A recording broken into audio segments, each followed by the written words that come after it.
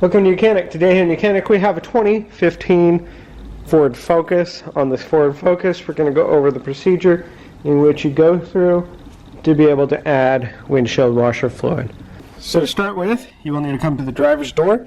Either unlock it with the key if you need to, or if the push button works, you'll just unlock the door. And that way you can open up the door, and you're going to reach right down here, and this is your release lever for the hood.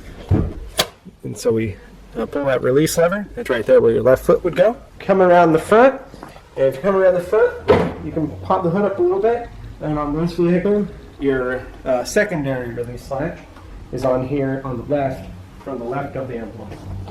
And you just pull it forward, and then you'll be able to raise the hood itself. Now this hood we pulled up with this the holding rod. The windshield washer fluid reservoir on this vehicle is located on the right-hand side of the vehicle, your passenger side, and it's right here up in the front. We have our antifreeze or engine coolant reservoir right here. Then this is the reservoir for our windshield washer fluid.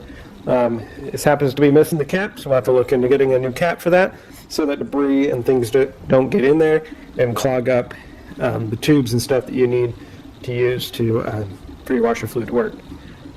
But otherwise, so you would just pull open the cap and be able to add your windshield washer fluid of choice into here and fill it up. And it should take, if it's completely empty, it'll generally take about a whole gallon, 3 liters to a gallon of windshield washer fluid.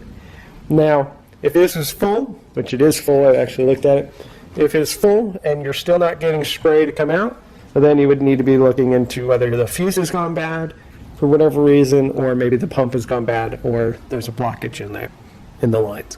So the few simple things that you would look for if you happen to know that your windshield washer fluid reservoir is full. If it's not, you top it off and you should be good to go. Thanks for watching YOUCANIC.